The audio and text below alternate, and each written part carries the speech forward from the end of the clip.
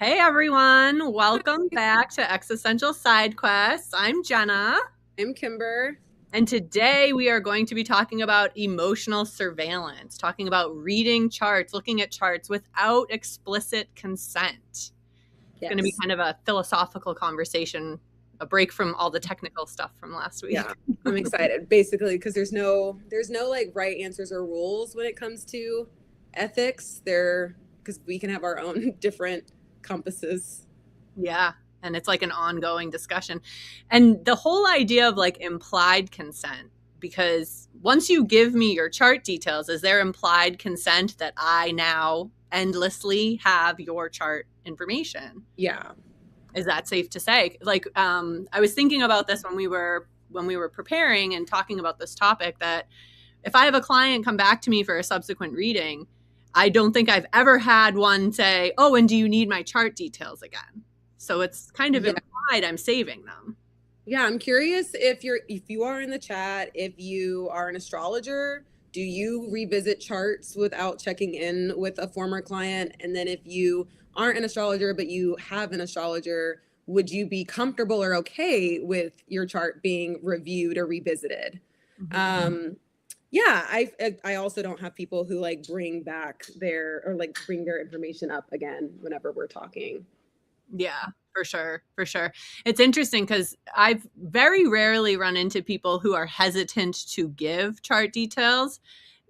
We talk about how much you can really see in charts and how deeply personal astrology really Hmm. is, how much of a lens it gives us, not only for our own root soul predictions here, but also what we're going through as time progresses. So if I was to look at my client's chart a year ago, the transits, their secondary progression, solar arcs, all of it, it's going to be completely different the next year and might be kind of pointing to a different piece of importance, a different part of their soul's journey. And perhaps that could be more vulnerable for them, depending, what their sensitivities are. So, Jenna, why would we look at someone's chart? Like, why would we do the surveillance if they're not coming back to us for that specific transit? If they're not asking for it, why would an astrologer want to look? There's a lot of reasons, honestly. Like sometimes for me, if a client crosses my mind or I know that there's something coming up, their birthday is coming up, if I see something that they've posted on social media or we share community, but also the idea of my own research. Like when you have over 100 charts, over 200 charts, and you're doing some sort of research project or coming up with a philosophy or learning, exploring something new in astrology, it can be super helpful to find examples of what it is that you're looking for. Like who has a Saturn square Mars? Oh, these people. Who has a balsamic lunar phase in their natal chart? Oh, these people, to help us get a feel for it with examples. What do you think? Um, I just totally blanked. I'm so sorry. I I threw that got back fast. sidetracked by what Jensen was commenting in the chat. Mhm. I think that yes, with the astrological research and projects, I do like to reach out, similar to what Lisa's saying, to kind of see, is it okay if I'm revisiting your chart? But I also like what Jensen's saying about when you have a friendly, this isn't a client, this is like a friendly relationship or a familiar relationship. That's a little bit different. I feel like there's a balance though with that. I think Andy's kind of talked about that with remediation, just like where you're not forcing someone, like you can do double blind things, but you're not forcing someone to kind of like engage in that way, where that's like taking up space in your relationship, and it can kind of, there's like a downside to it. For sure. I like what Lisa's saying too, that she does not read without permission. And for relationship comparisons where the partner is not present, Lisa is still framing it to her client as how it is for her actual client, not the partner that isn't in the room. Yes. Mm-hmm. Oh, I love what Lisa also just said of like, I'm not a fan of spying because it's unhealthy as the client is still the focus, not the other person. Mm-hmm. And I think she's talking about spying on the partner. And what I was thinking though is like with surveillance, whose comfort is centered. So like, am I looking or monitoring this person's chart to preserve my own comfort, or am I thinking about the other, like this specific person behind the chart? Mm, And I feel yeah. like make it like, is there such a thing as healthy surveillance? Like, does that make it healthier or unhealthier? This makes me think of like if you find out something about a friend, like say you find out that your friend has a certain diagnosis, whether it's mental health or otherwise, and you take it upon yourself to look into what that is, trying to do your own research about like, oh, well, they said that they have this ailment. Like I want to understand this, whether it's just for whatever purpose, like hopefully it's because you want to show up in a more supportive and educated way and take that burden off of them. So I think there could be a little bit of that going on here. Like say I have a friend or an acquaintance and I have their chart and I see that they're kind of going through something, whether they share it with me or it's just evident. And I kind of want to figure out how I can be the best friend that, show up in the best way possible. Well, what is it in their chart that's triggering this? And how could I potentially show up in a way that's more supportive to them versus demanding emotional labor? Oh, tell me about what you're going through. Tell me this, da, da, da. How can I support you? It's almost like taking that off their back in a way. It is, but I feel like there's two things are true where is it something that they want us to know or like to if they are saying everything's fine, it's like a balance of like some people say everything's fine but it's not, and they do want someone to like dig deeper or to know what's going on, but some people are saying everything's fine and it's not fine, but they don't want to engage in that, they don't want to share that with us.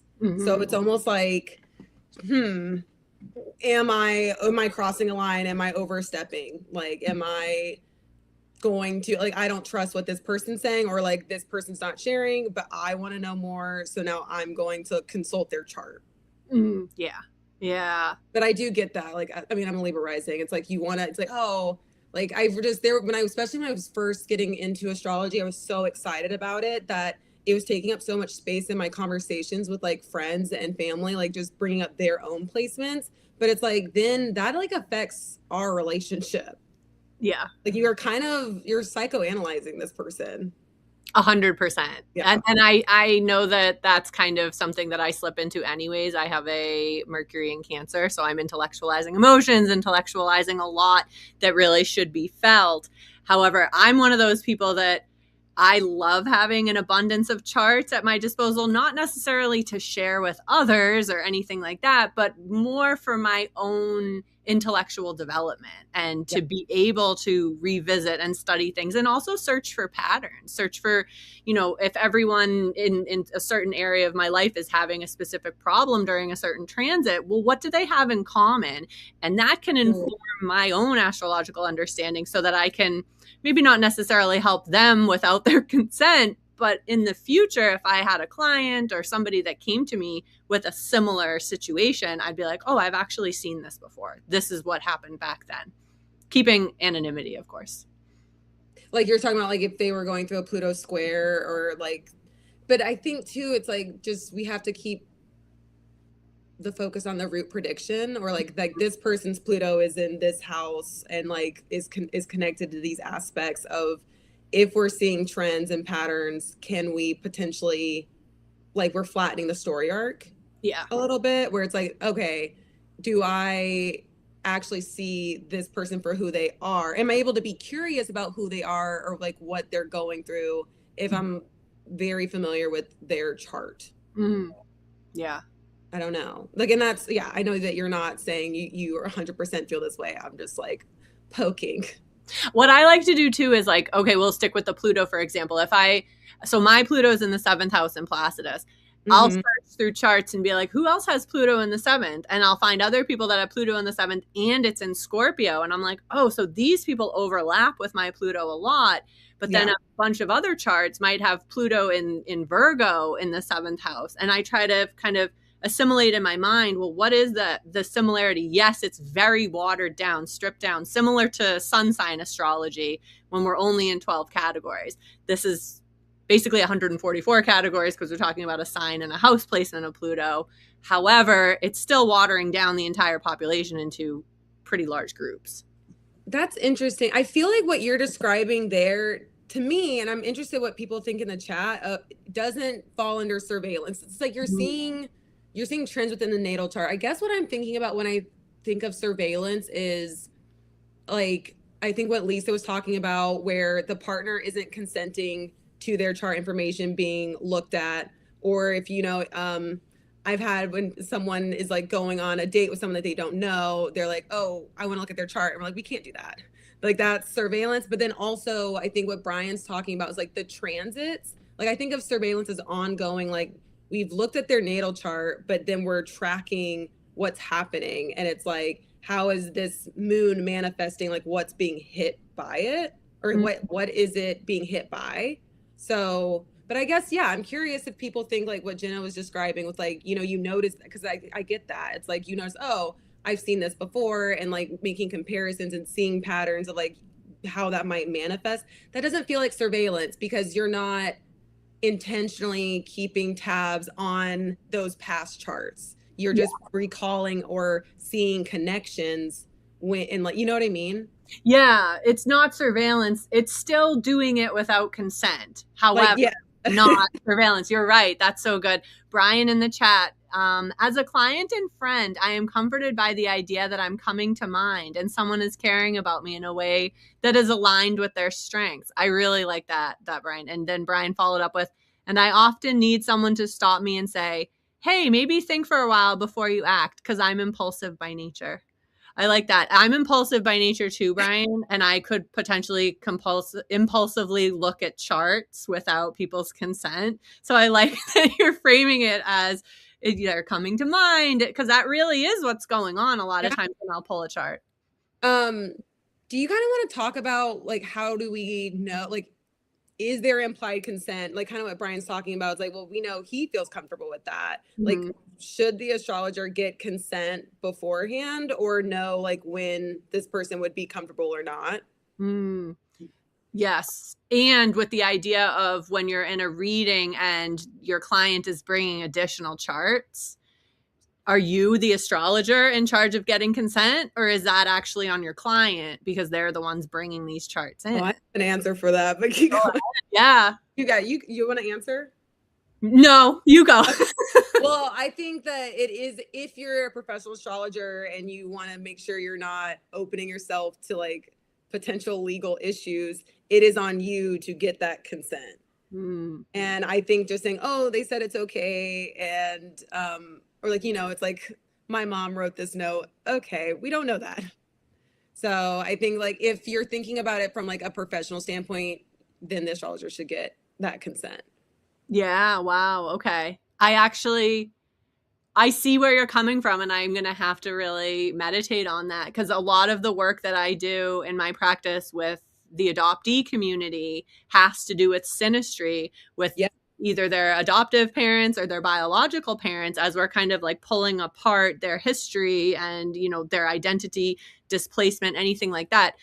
And a lot of times I'll say to them in preparation for the appointment, hey, if you want to bring more charts, you should get them from XYZ. If we're talking about a reunion experience with a biological mother, get your bio mom's information and her consent to let her know this is what you're doing with it. We're coming into an astrology reading, but where it's a very sensitive community as well as sensitive connections between the community, I'm going to have to think about whether I would want my clients, or whether it would be appropriate for me to ask my clients, hey, give me your newly found family's information so I can contact them. Yeah. Well, I don't know if it's like contacting. I think like getting their contact information and sending that form, like where that they're completing it. And I like what Lisa's saying. It's like and I think this is the gray area where I think I've heard some people who it's like they will talk about like general how this person might affect you. But I think when you start interpreting or sharing like about their natal chart and like going into detail can get a little weird, because I feel the same way with kids of there's a way to share about a kid's chart to a parent while also still like some things are really private and sacred that I just think that the kid should be able to hear first.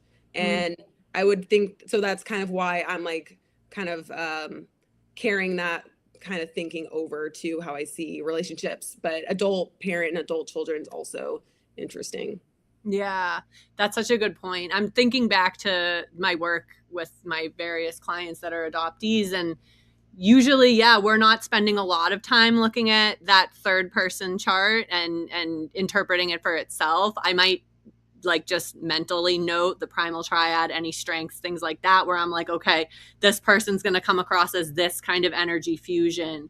Now, how is that interaspect wise, synastry wise, impacting my client? How is that really fiery Mercury coming in on my client and in a potentially sensitive part of themselves, so that we can kind of unpack why they're being triggered by things or why certain things feel like they're not living up to what they were hoping for via the energy of their synastry, if that makes sense. That does make sense. And I want to go back because we had a lot of comments come in, but I do like what Lisa was saying about patterns happen, but the soul involvement is not in the chart. The person is not the chart. The map is useful, but not the actual terrain. So it's just where until we met with that other person and had a natal reading and seeing like how much have they engaged, just really framing everything of like, this is a high and low expression, which I think evolutionary astrology definitely lends itself to, where this person is still has agency and like free will. So we can't just say like, oh, this synastry is 100% going to manifest like this. I just think that there's a lot of responsibility with synastry of just like, if we're saying something's karmic, like there's just certain words that are charged and where people can kind of like take it and run with it. And I just think we have to be really careful and mindful, like that we're not doing more harm. Yeah. Do you want to go back to what Jensen was saying? Yeah, we're getting juicy comments today. Yeah, the just noodling on. How does this look if we are considering astrology a science and thinking of the client as participants in the study? So that kind of connects to the research you're doing, Jenna, with like the NCGR group. But I think that's where we would want people to agree or opt in as participants, especially because I think about, so many astrology books, people are doing case studies and they're sharing information. I actually don't know. I'm sure they got approval and permission from these people. Obviously, I mean, if not, you could totally sue. But I just think if you want your study or your findings to be legitimate, you want to approach it the way that we approach like science research. Yeah. That's so interesting. That makes me think back to, I've talked about this not on air before, but getting my hand slapped for giving a not so positive review of Sylvester Stallone in a big group setting, a learning setting, and saying where I thought there was potential for him to grow even further in his lifetime. I'm framing it nicely. And the leader, basically, the facilitator of the chat basically would be like, Johnny, you can't say when someone's not doing their work. And I was, at the moment, I was like, well, I don't really want to only give a flowery reading, but with regards to consent, I'm sure we didn't reach out to Sylvester Stallone to say, could we use your chart in this group discussion? So yeah, in that instance, maybe it was right that we shouldn't have been giving criticisms.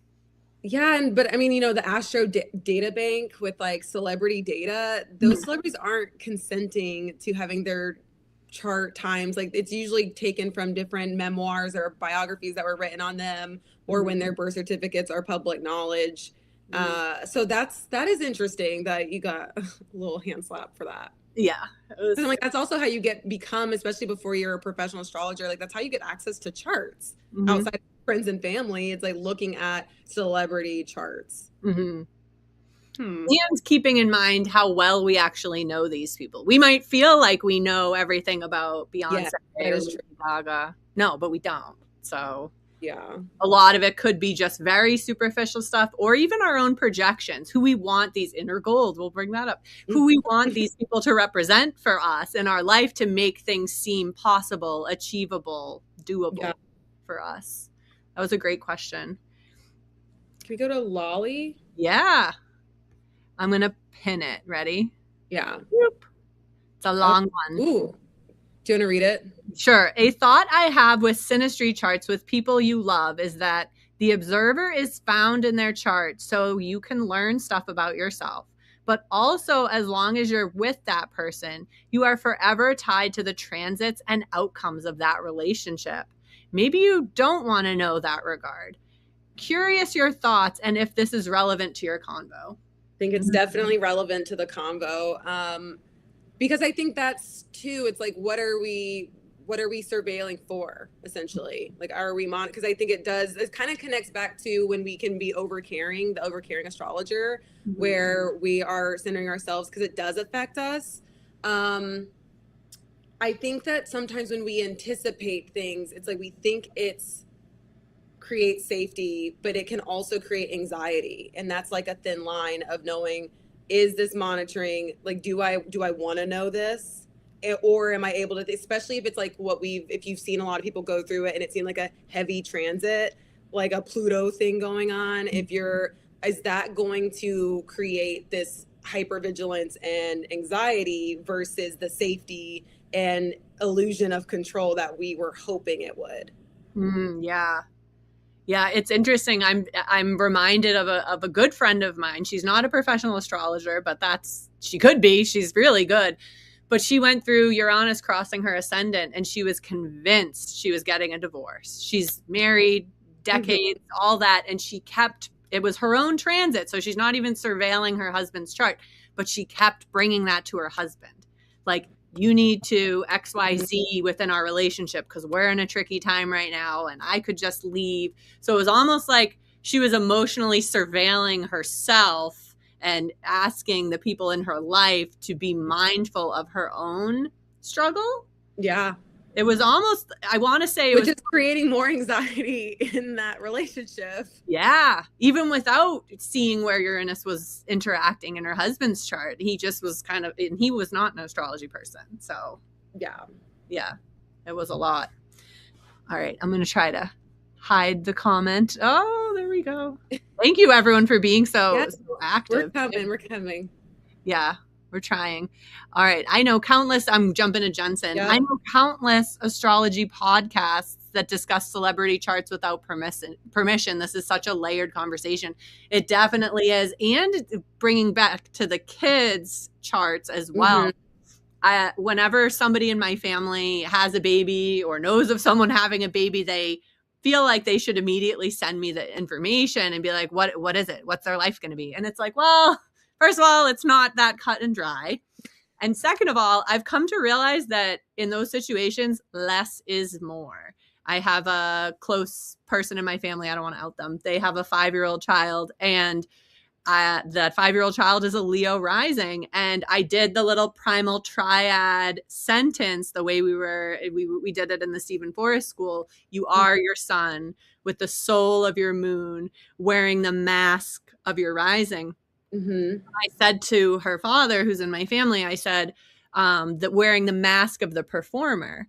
And to this day, when this little person has big reactions to things, it almost like discredits her experience because he will call back, oh, the mask of the performer. And I'm like, ooh, that was me giving you too much, giving too much information that was way too open to interpretation, therefore could be weaponized essentially to discredit her. Yes, like even I'm just thinking about like the different archetype words, like how would performer or queen have been different for being able to do that callback. But yes, I think I want to go into parent child more, but I do like what Andy said. I want to get back to what Lisa said, but it's like that she disagrees about the celebrity charts, and Jensen just like, it is a layered conversation around that. Oh, definitely. Yeah. Especially it's like some celebrities where they have like paparazzi and kind of fanatical people that find out information that they really don't want public, such as perhaps their birth chart, or they don't realize the extent of what they're putting out there when they give their birth information. Andy's saying some people say it is unethical to look. Yeah. And she disagrees with that. Okay. Like if you're living in the public eye, do you have a right to privacy? I mean, yes and no. It's like we accept our fate somewhere along the line, getting more famous. We could layer in, what about child celebrities? Yeah. Can we jump to what Andy said about, like, she was going back to your friend, she's manifesting a problem there with, Mm-hmm. and so that is what I wanted to talk about with parent children is sometimes when we're very aware of the transits, it's like, is there a self-fulfilling component?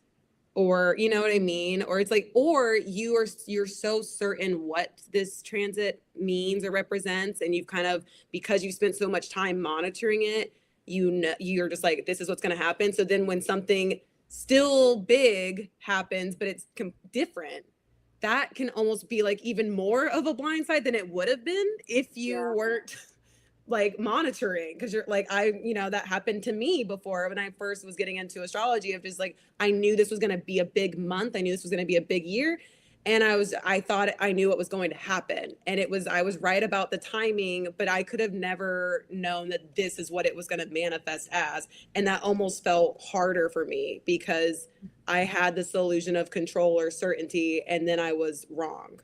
Yeah. Yeah. We talked about this a few episodes ago, how behavioral and like earthbound expressions of charts or of progressions and transits, they're so hard to predict because we have free will and our imaginations couldn't possibly come up with all the different ways the energy could express. However, you said the timing was right. So it's like, okay, so you're on to something there. You're on to understanding the clock side of astrology and how things manifest via orb, via aspect pattern. But then also perhaps like the spiritual question probably just took on another face. Like if you had predicted whatever it was in a more broad way, like there will be this energy around it. And rather than being like this person's a victim, this person's not a victim, this must be how it's going to be playing out. It's kind of like when we look at the 10th house as only having to do with career. And it's like, well, no, 10th house events can have to do with just your public image in general or just your purpose and have nothing to actually do with your career. Yep. Yeah. I know what you're talking about and I'm trying to like decode. Oh, my little moon. So Lisa was saying this person with this chart will not necessarily see it that way, but awareness of pattern can make communication easier if both are knowing that potential expression and that it helps.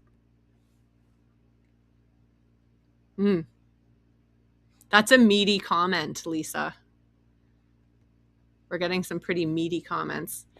It's interesting because I've had that when, especially with nodal readings, when you start like leaning into something and being like, does this karmic echo forward resonate with you? And the person can see some, you know, some parallels there, but then some things are off. And it's like, okay, well, let's focus on the energy of what's going on, the awareness of that energy, the awareness of that pattern. And let's talk about that rather than diving into the specifics of it. Yes, I agree. Whew. That's really good. Oh, and our Lisa and Jensen are chatting together. I love this. And Lisa saying this is why she doesn't use celebrity charts. While they are public, we are not experiencing inside of them. Yeah, we're only seeing whatever it is that the media wants us to see or whatever the narrative is. It might not even be based in reality what we're being shown. Oh. I have a question. What's better or worse, and anyone can weigh in, to monitor someone without them knowing or monitoring them and they do know? And I don't know if better or worse is the right framing, but like, which seems more ethical? Okay, what's more ethical? Because I was going to also say what's more beneficial. That's better. Let's do that. What's more beneficial? Monitoring, if you're gonna monitor, does the person know they're being monitored or not? Because ethics wise, we'd probably say right. That's a pretty, yeah. But in the sense of like a blind study, I would say you're going to get more accurate data if they don't know. Because of the whole idea of manifesting whatever it is that you're thinking is happening or that you're wanting to happen or you're expecting to happen. Planting that seed, you're shifting it. And that kind of reminds me of like Andy's research in her astrological remediation book of like how she noticed that people were starting to track, like realize what they were looking at and how that might have influenced the study. But it also makes me think about when we know we're being monitored. If I am on the other side, we might act differently. Mm-hmm. Like if I know that this person has a stake in what's going on or that they're being very sensitive to my mood, I might hold back or I might share more than I normally would. Mm-hmm. So it's just like that is there's just I'm wondering if it's almost like if I'm thinking about it from a research point of like double blind Mm-hmm. would help with the research where this person doesn't know anything about astrology. But then I do feel like the ethical, if you're whatever Jensen said about for monitoring them and helping like empower them where they're learning and tracking their own transits, then that feels more ethical, but also I might be giving anxiety or like promoting hypervigilance for themselves. Yeah. Or So their own monitoring steps in where they're like, do I even want to be perceived as this? Do I want this friend, family member, whoever it is, this astrologer studying me in this level of vulnerability or in this level of expressed potentially lower expression if we're monitoring someone because we're worried about them or we're concerned about something coming up, if we see something challenging. Jensen was saying, with what is the goal? Are we studying them? Are we trying to help them? Are we just trying to understand ourselves? What is more about our friend? Like, are we like prying into them in this like psychoanalytical way? I find that if I notice, and this is because we live together, that I'm able to kind of watch it as fast. But if my husband is going through something that seems either extra tricky or extra fun or extra spicy, whatever it is, I'm like pulling charts, like what's impacting, what is going on specifically for this time. And to me, he should know I'm doing that by now. yeah. Right? Like, he's been around long enough to know Yeah. that that's happening, but not weaponizing it after the fact, not saying Yeah. things like, oh, well, the moon is on your Mars, so no wonder you're acting this way. Almost like invalidating that his expression is genuine or that what he's doing is actually founded in how he should be behaving. Like, it's warranted what he's doing. Oh, no, it's just the moon. It's just a transit. Like, Yeah. we got to be careful not to discredit things. Hi, Sam. He's in the chat. he, he knows. He does know. Well, oftentimes I'll bring my laptop to him and be like, look at what I found. So he's definitely aware. And I feel like that still ties a little bit to remediation, but it's like where it's different when it's a two-way collaboration too. And I think that it makes sense when it's an intimate relationship that you're in and like kind of it being a collaborative process versus I'm coming in as like the person who knows everything and I'm going to tell you all about this transit and why like it can kind of unintentionally come off as condescension if we're not careful. Yes. You Yeah. know, like well, this is why you're acting like this or you know, I think it's almost like when someone's like why are you like calm down or chill out or like oh did you take your meds situation where it's like don't why would you say that like that is like because you're basically saying like there has to be a reason for why you're acting this way and so let me consult the chart instead of just like sitting in this moment with this person. Yeah. Or like there has to be more of a reason, more than what you're actually Yeah, telling. Yeah. exactly. That's exactly good, which circles back to the beginning of maybe sometimes our partner just wants to be our partner and not be perceived. Yeah. Permission to perceive, we should call the Mm-hmm. do we need permission to perceive? Yeah. Wow. So what do you think about bringing it back to the idea of running a partner's chart or a family member's chart in a reading where that person is not your client? What if it's like, oh, well, my client only knows the birthday. They don't know the time. They don't know the place. They basically only have the information that anyone could get by going to a public records, like a vital records place, like someone's actual birthday. So it's not nearly as intimate because we don't know with The exactitude. houses. We don't know the houses. We don't really know how this is going to play out in their life, but we could be essentially giving them a reading for anyone that was born on this day. This is how their planets act as weather on your chart. You're talking about for synastry. Yeah.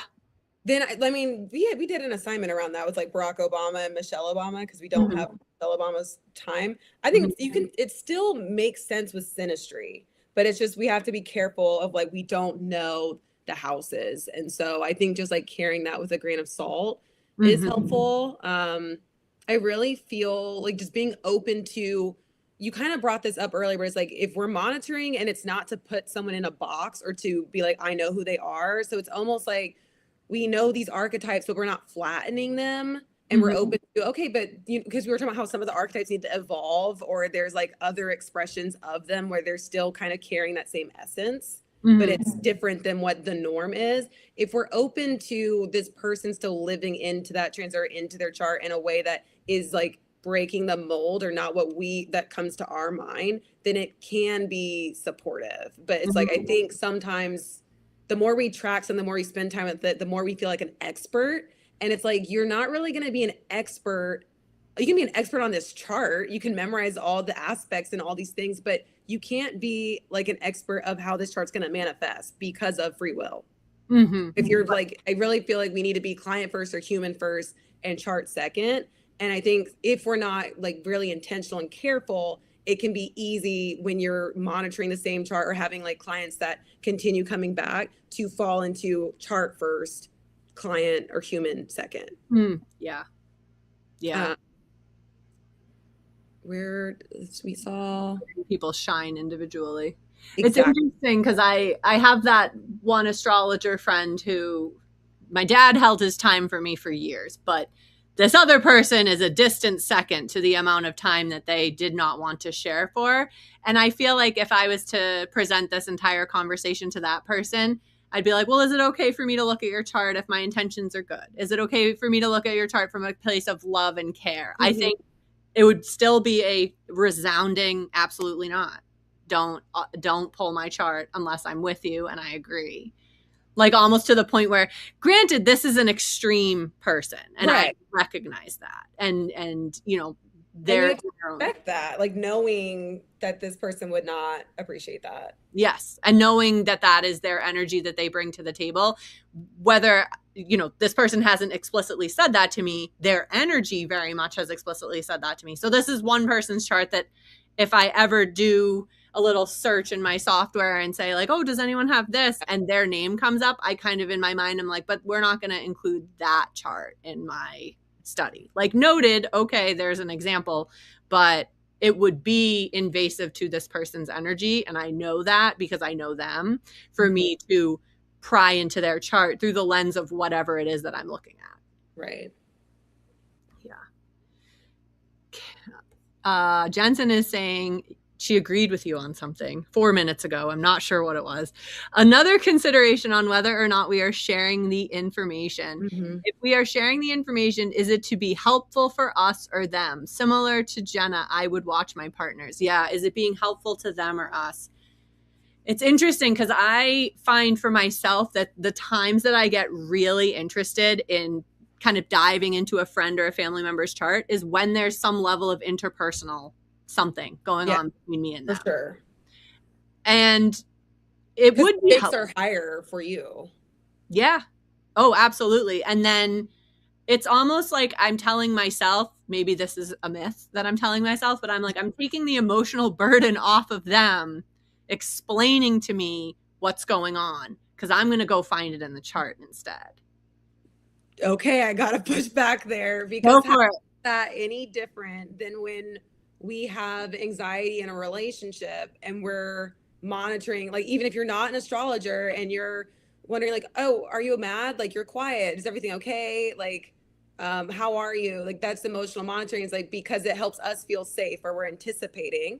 So it's like, I get why we do it, but it's still, the focus is on not having any surprises. And we're still like, we're like, I'm taking that emotional burden off of this person, but should I? Because that can also be really draining for you to be checking all these things. And then especially if your partner isn't an astrologer, they're not able to return that by looking at your chart and monitoring in that way. So it's like it kind of creates this imbalance or I'm also thinking like if you're in a heteronormative relationship where and we're women, and so you could be carrying more emotional labor. Yeah. Like being mindful of what we're demanding of ourselves. That's Yeah. very interesting because I have like a compulsive information hoarding problem that I'm working through. 2026, we're doing it. But for me, it's almost like I could talk a topic to death. And if it's something to do with emotional instability, absolutely, I'm there for it. Let's do it. Let's talk psychology. Let's go. The weirder, the better. And I think that sometimes other people don't have that same uh, appetite for Mhm. that type of discussion. So the another myth I've kind of told myself is um, I'm doing them a favor by doing this by myself and doing them a favor by looking into this to the degree that I hope to understand it without putting that emotional or mental labor on them. Yep. However, maybe they just don't want me to know. And that goes back to what Jensen was saying of like, I think I love that you said the another myth I'm telling myself. And I think if a big part of being able to do this emotional surveillance is really acknowledging that that's what it is and being clear on what is the goal here and not be and being honest about what is the goal I'm telling myself and what is the actual goal. And it also just makes me think through, we both have 12th house Jupiters. And you know how like the 12th, a Jupiter is really into meaning making. And that can also, while that's a spiritual gift and we can find meaning in some challenging situations, sometimes we want to skip because that gives us comfort. And that can be the spiritual blockage of using meaning making to feel comfortable with something that is out of our control. It helps us feel control. So it's just like, which is again, 12th house Jupiter is still a gift, but it's like we can, it's like when we're feeling stress, it's like that is like a way that we feel more emotionally secure. Yep. I love finding meaning in everything. So Me I'm like, too. that's a problem. Right. But I think too, it's like imagine if sometimes like finding meaning can also be a disservice to the person that we are like to ourselves if we are like monitoring a partner. It's like, oh, I know that this person is going through something or that they have this mental condition. It's like, but they may have this condition, but they also are still responsible for how they treat people. And so sometimes it's like we can be almost so compassionate and so understanding of like the Pluto square is a hard event and they just yelled at you and it's like, but they're going through their Pluto square, it's okay. And it's like, no, it's not. And you're allowed to be uncomfortable with that, and you're allowed to still have standards or boundaries and like say, like, you can know someone's going through a hard time, but we don't want to make it turn into where we are enabling poor behavior. We're not actually supporting them to rise to the higher expression of what that transit's inviting them to do. Yeah, I love that. And I feel like the part of the astrological framing of that is you mentioned that you were Libra rising earlier. I Yeah. should do the banner of we're going to talk about charts. But I have a No, Libra. outed your 12th house Jupiter. My bad. Oh, geez. No, it's fine. I'll forgive you. Ready? There we go. We're going to be okay here. Great. But what I was thinking was with the Libra rising, sometimes Libra rising and my South Node in Libra, that's definitely pulling some past lower expression Libra tendencies forward. That idea of kind of not having difficult conversations or not leaning in and instead just kind of like finding ways to keep things calm, keep things Yeah. copacetic. So maybe looking at a chart rather than being like, hey, you're in your Pluto square and when you yelled at me, maybe, yeah, it helps Yeah, that's not, maybe intellectualize. even taking the astrological language out of it is helpful of Mhm. just because I like what Brian said. He said about 10 minutes ago, Mhm. where and I'm going to kind of paraphrase, but when we're looking at it to be more like compassionate, it can be really like loving to do this.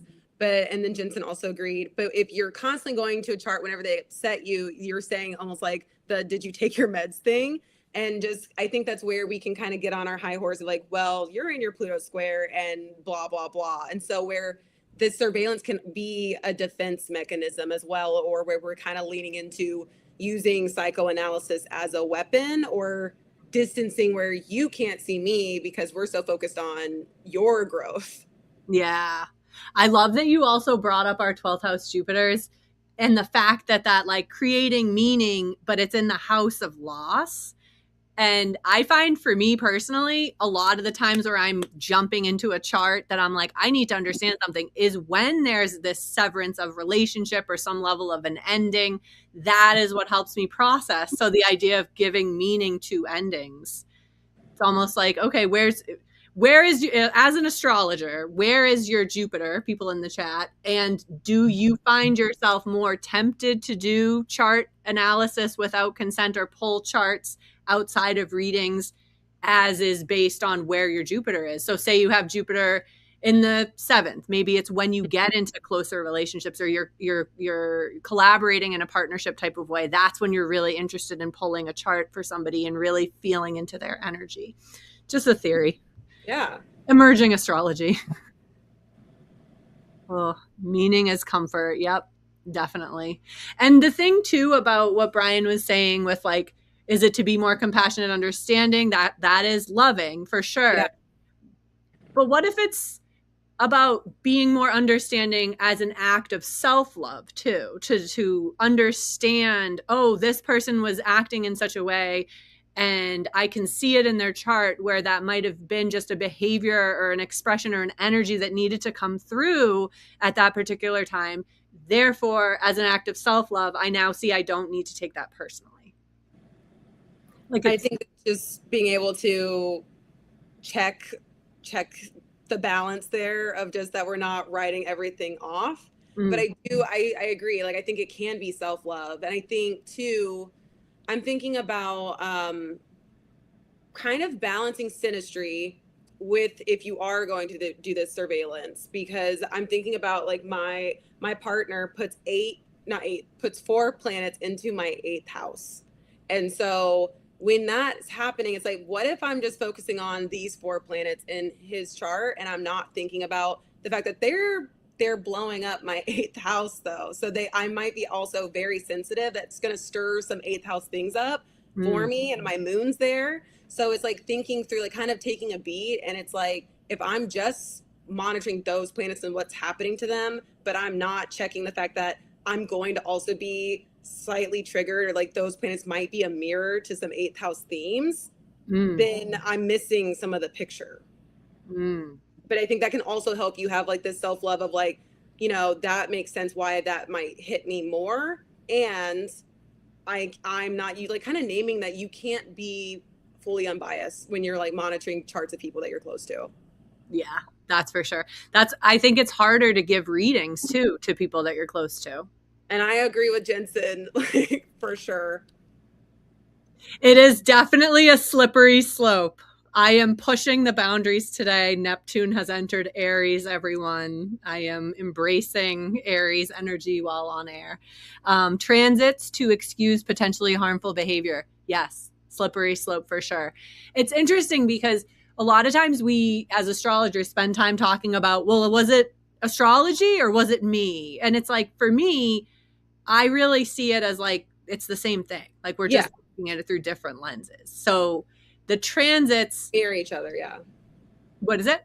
Like, there's a mirror situation. Yeah, definitely a mirroring situation. And it's interesting because I personally try not to take anything too personally, and it like projections. And if I do take something personally, it's like, oh, thank you, universe. I'm not always this evolved. A lot of times it's angry. Thank you, universe. But thank you, universe, for this trigger. So I know where my work is. I appreciate it. Oh, blessings. So that, with that in mind, yes, transits to excuse, explain, validate potentially harmful behavior, but also to understand that like we don't need to consent to that expression, nor do we need to consent to being a victim of that expression. Yes. I want to see, do you have anything else you want to add before I bring up something kind of random? I'm ready. Random, here we go. I do want to circle back to parents and children, because I do read children charts, but not sharing certain things in it because I think that that's not supportive. But this is something I've heard people talk about, like is it helpful? And this just connects to surveillance or that hypervigilance of, those are progressions. And so, each day of the first 90 days of like a baby's life can be very powerful because they connect to progressions.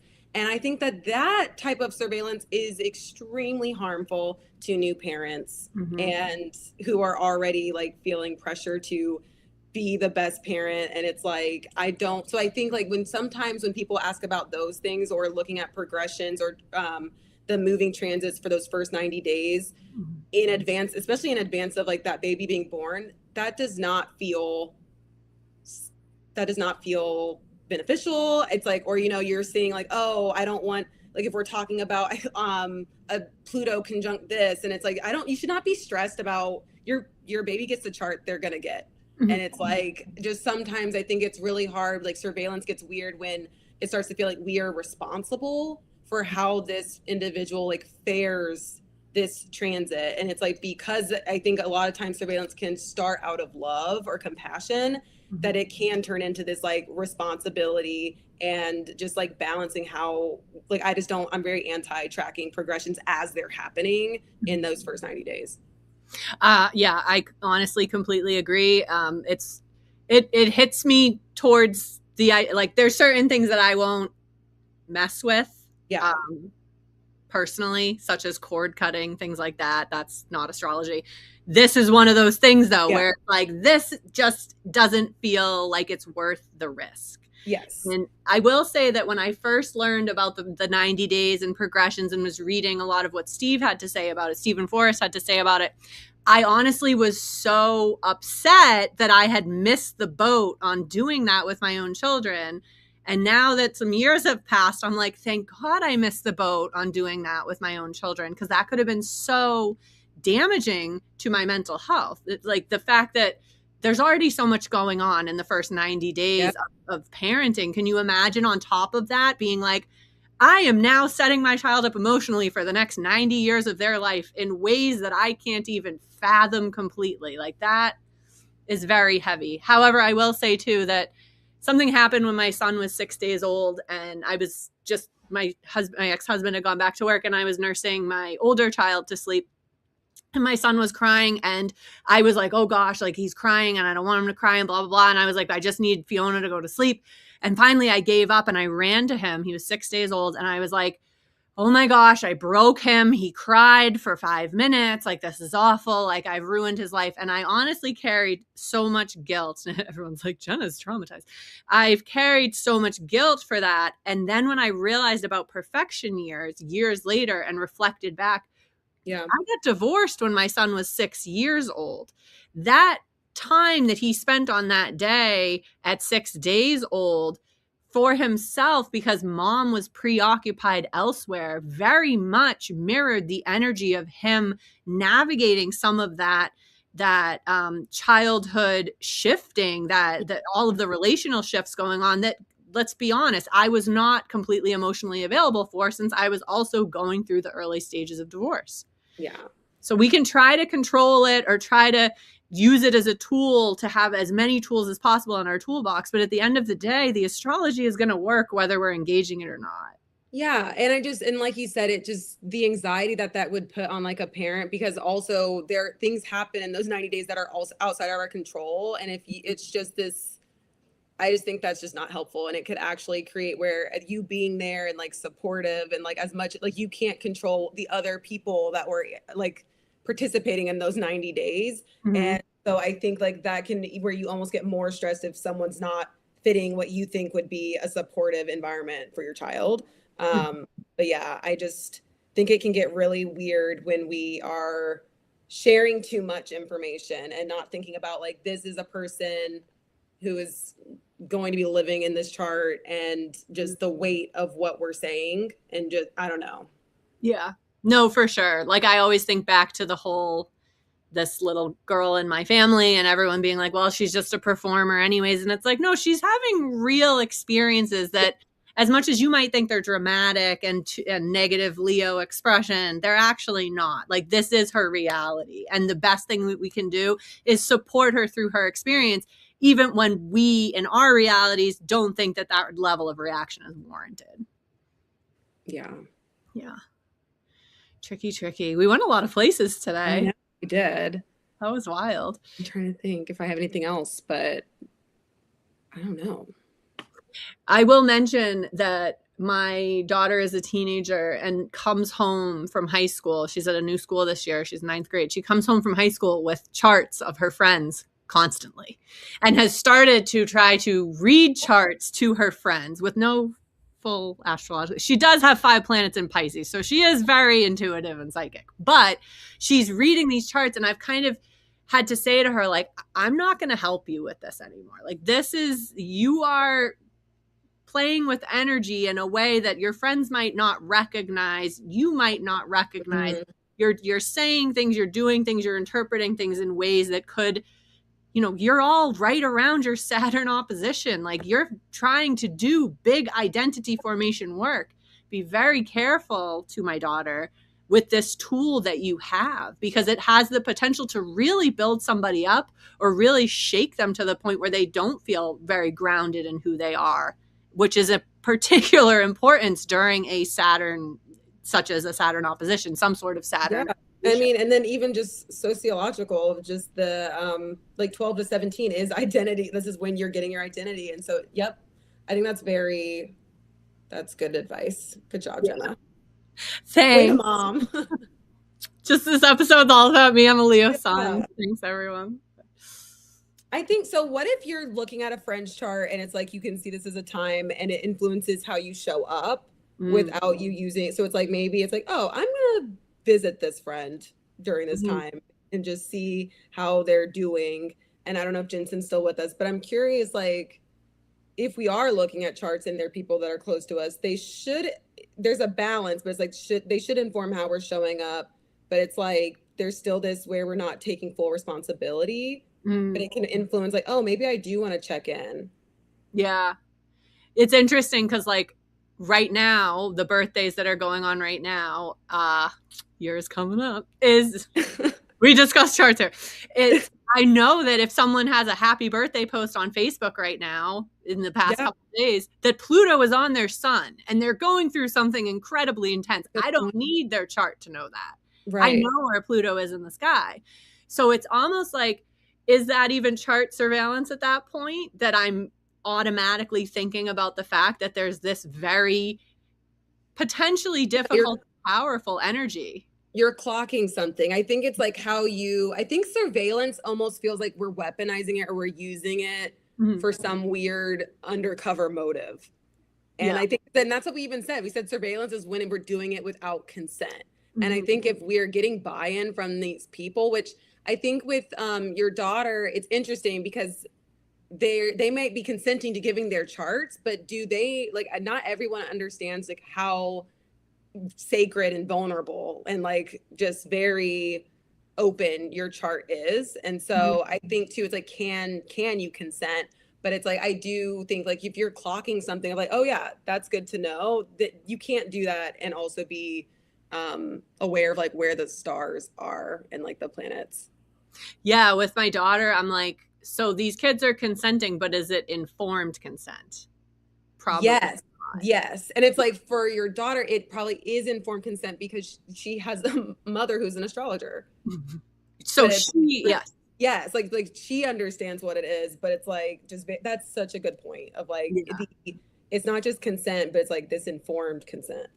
And the idea that like in a lot of legal proceedings, children, anyone under 18 cannot give informed consent no matter what. They're just not considered mature enough. However, I think with astrology, adults also potentially could give consent without it being informed consent if they don't really understand. It's honestly the reason I stopped taking gift certificate, like making gifts, or like people would want to buy readings for Christmas or something like that, and I am putting my foot in my mouth because I actually did do that over this past Christmas. I do it, so I mean, like I'm coming back around to it. Make it very clear. I'm like, please do not get this for someone that that is not comfortable with this depth. Like I'm very like, this is not a great gift this is not a surprise gift. Right.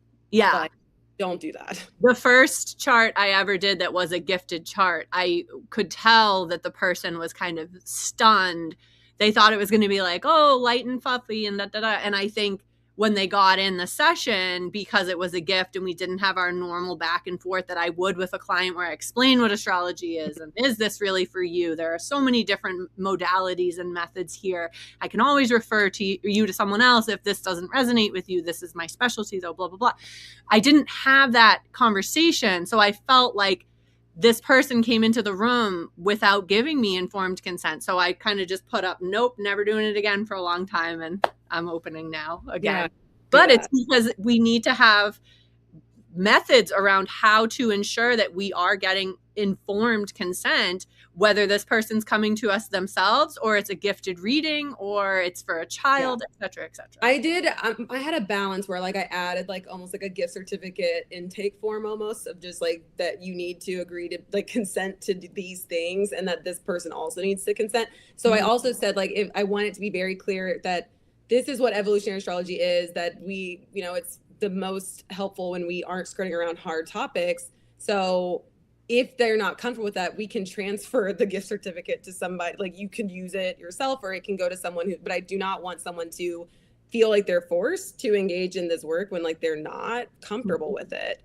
I know we're over, but I do want to add one other thing of just the importance of they're like when you want to read a person's chart, but like in your friends or family, and they say no, being able to respect that and the importance of not saying like, okay, I respect it. And then you randomly weasel something in like, oh, but that's your such and such moon talking like in the middle of a conversation, like making sure that we're not like we actually respect, like we want people to come and like talk about their chart when they feel comfortable and it not feel like they're being overexposed or that it's being used against them. So just like being really mindful about that is important because that is still without consent, even if it's not a formal reading or if it's not part of a study, because it's like they said no, so don't do it.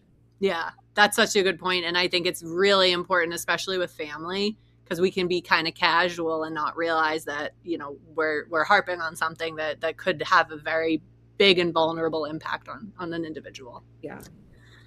Awesome. Well, we could talk about this for days, but we're at the hour. We are starting in February. We're going to be going over some like relationship adjacent topics still through an astrological lens. So stay tuned for next week's episode. And we hope everyone has a great week. Awesome. Thank you so much. Stay warm out there. Bye. Thanks for all the comments. That was really great. Yeah, that was. Thanks, everyone. Okay. Bye.